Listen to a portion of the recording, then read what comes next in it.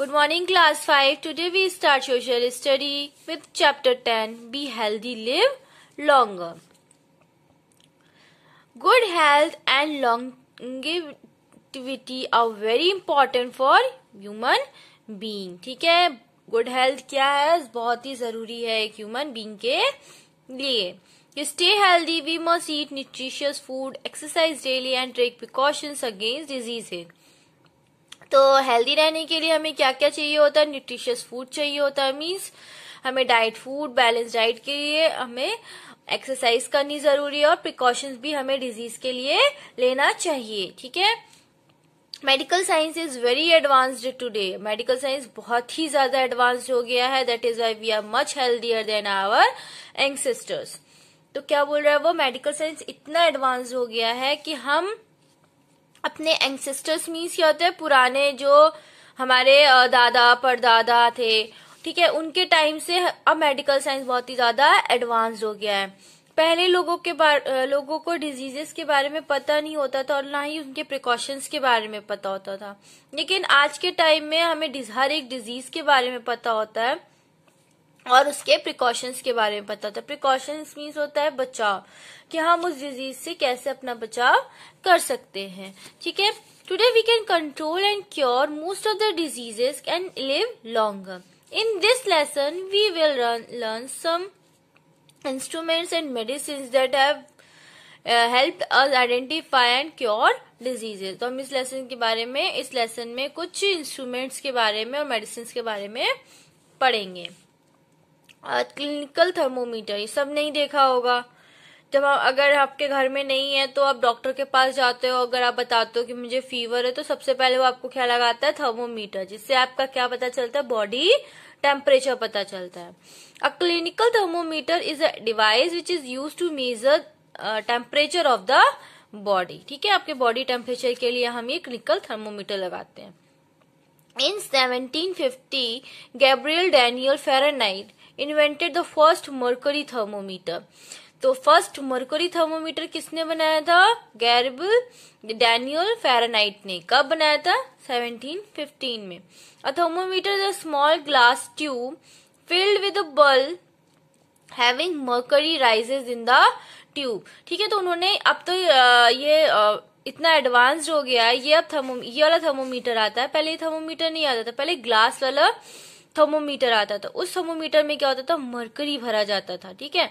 तो वो क्या होता था, जब आपका टेम्परेचर बहुत ज्यादा हाई होता है तो मरकुरी क्या होती है, जब आप हीट में रखोगे तो मरकुरी क्या होती है? बर्न होती. तो वो क्या होती थी, जब बॉडी टेम्परेचर बहुत हाई रहता था, मरकुरी कहाँ चले? मरकुरी उसमें लाइन होती थी रेड कलर की, तो वो मरकरी होती थी. मरकरी भर जाती थी तो आपका पता चलता था कि कितना बॉडी टेम्परेचर है. तो उन्होंने क्या बनाया था? एक कांच के ग्लास में, मतलब स्मॉल ग्लास ट्यूब में बनाया था. ठीक है. We read the temperature of the scale marked on the thermometer. The scale ranges from 95 degree Fahrenheit to 110 degree Fahrenheit. Some thermometers are marked in both the degrees Fahrenheit as well as Celsius. ठीक है. कुछ में Celsius भी होता है और Fahrenheit भी होता है. ठीक है. A clinical thermometer is used to measure the temperature of a body. It measures the temperature in degrees.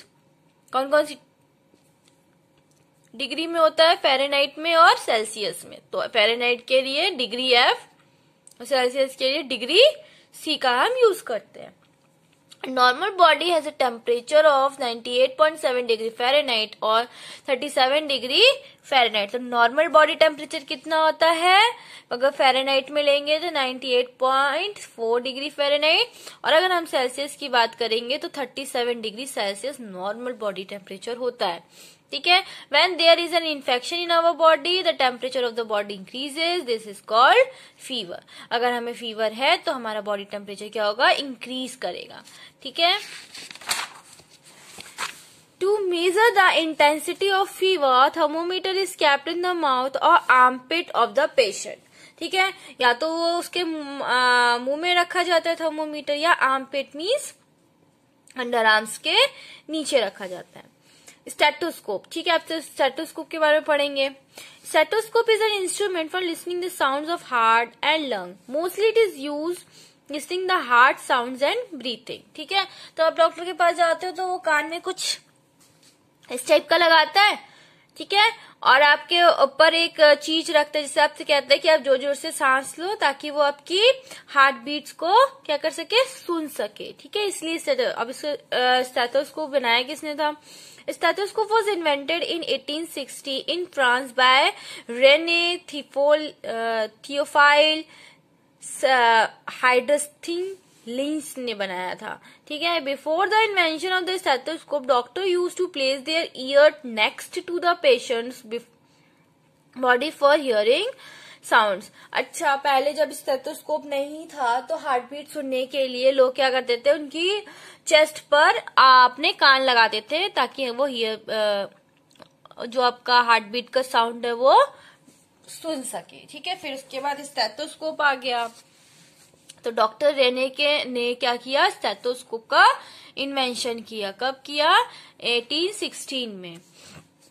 Doctor Rene saw 2 childrens playing with, अब उनको ये आइडिया कहाँ से आया कि हम स्टेथोस्कोप बनाते हैं, तो उन्होंने क्या किया, उन्होंने 2 बच्चों को देखा खेलते हुए। 2 childrens playing in a log of wood. Log of wood means क्या होता है? वो होती है मोटे मोटे, देखोगे आप लोग जब पेड़ काटते हैं तो मोटे मोटे वुड निकलते हैं, तो उसी को हम कहते हैं log. One was whispering through the own end of that long and the second was listening the sound at the other end of the log. तो लॉग के बीच में क्या था? छेद था। ठीक है, और वो क्या कर रहा था कि एक जो बोल रहा था दूसरे क्या कर रहा था, अपने कान से क्या कर रहा था, सुन रहा था। ठीक है, तो this gave an idea to Rene. He came back to his client, rolled a newspaper with the tube and tried to listen the heart beat of the patient. ठीक है, तो उन्होंने क्या किया, पेपर, वो जब वापस आए तो उन्होंने क्या किया, पेपर को रोल करके अपने पेशेंट की हार्ट बीट को सुना। He was surprise to know that he could hear the heart beats clearly. ठीक है, अब वैसे कान लगा देते तो सुनाई नहीं देता था, लेकिन अगर हम उसके थ्रू उसने पेपर का यूज करके लगाया तो हार्ट बीट उनको क्लियरली सुनाई देने लगा। This experiment led to the invention of the stethoscope. Today we have far more advance and sensitive stethoscope. ठीक है, अब माइक्रोस्कोप किस लिए यूज होता है? Microscope is an instrument used to enlarge tiny objects that are not visible to the naked eyes. It magnifies tiny objects so that they can easily seen. ठीक है, क्या होता है, माइक्रोस्कोप से वो चीजें देखी जाती हैं जो हम अपनी आंखों से, नंगी आंखों से वो चीजें नहीं देख सकते। ठीक है, थोड़े छोटे छोटे से डस्ट पार्टिकल, बैक्टीरिया, वायरस, ये सब हम किसके थ्रू देख सकते हैं? माइक्रोस्कोप में देख सकते हैं। This was an interesting story behind the invention of the microscope. Lenses were known as to us about 400 years ago. They were used to make spectacles to correct weak eyesight. ठीक है, वो lenses इसमें use किए जाते हैं जो हम चश्मे में यूज करते थे। One day the owner of the spectacle shop in town in Holland happened to look a fly through 2 lenses kept one behind the other. ठीक है, वहां पर एक ओनर था स्पेकल जिसके चश्मे की दुकान थी। उसने क्या किया, उसको एक फ्लाई देखनी थी। फ्लाई मीन्स क्या होती है, कीड़ा देखना था। ठीक है, तो उसने क्या किया, उसने एक लेंस लगाया और उसके आगे दूसरा लेंस लगाया। The fly looked as high as lamp. ठीक है, तो वो इतनी फ्लाई क्या होने लगी, इतनी सी छोटी सी मक्खी जो है वो इतनी बड़ी दिखने लग गई जितना बड़ा लैम्प होता है। He then prepared a toy called a flea glass. Soon the toy became very popular all over Europe. ठीक है, तो उसने एक टॉय बनाया। टॉय का नाम क्या था? फ्ली ग्लास का एक टॉय बनाया। वो पूरे यूरोप में क्या हो गया, बहुत पॉपुलर हो गया। When Galileo, an Italian scientist, heard about flea glass, he made a device called a microscope. जब जो गैलीलियो थे उन्होंने जब फ्ली ग्लास के बारे में सुना तो उन्होंने क्या किया, माइक्रोस्कोप का इन्वेंशन किया। Gradually, more and more powerful microscopes were made. Today, doctors and biologists use microscope to examine several kinds of tiny germs that cannot be seen with naked eyes. Powerful microscopes enable doctors and scientists to identify diseases and their causes. This makes easier to find methods of curing those diseases. ठीक है, तो अब जो बड़े बड़े doctors biologist जो है वो माइक्रोस्कोप का यूज कर रहे हैं डिजीजेस के जर्म्स को पता करने के लिए. ठीक है, तो ये किसका इन्वेंशन था माइक्रोस्कोप? गैलीलियो का. ठीक है, now next X ray machine. X-ray machine can take pictures of all the body organs. X-ray is especially important for detecting fractures of the bones. X-ray were discovered by Graham Conrad Roentgen in 1896. तो x ray machine के बारे में आप जानते ही हो, जब अभी हमारी हड्डी टूट जाती है तो हम एक्सरे करवाते हैं ताकि हम अपनी बोन्स को देख सके कि वो ठीक है कि नहीं. उसके लिए हमारे पास एक्सरे मशीन आई. तो एक्सरे मशीन का इन्वेंशन कब किया गया? 1896 में बाय विलियम कॉनरेड रॉन्गटन के द्वारा. स्कैनर क्या होता है? Scanner help the doctor to understand the problems of the internal organs like the brain. Scanner का यूज हम कब करते थे? इंटरनल ऑर्गन्स मतलब ब्रेन में जो हमारे प्रॉब्लम है उसको पता करने के लिए. Sophisticated machines like CAT scan, ultrasound and MRI enables and doctors to get exact picture of internal organs of our body.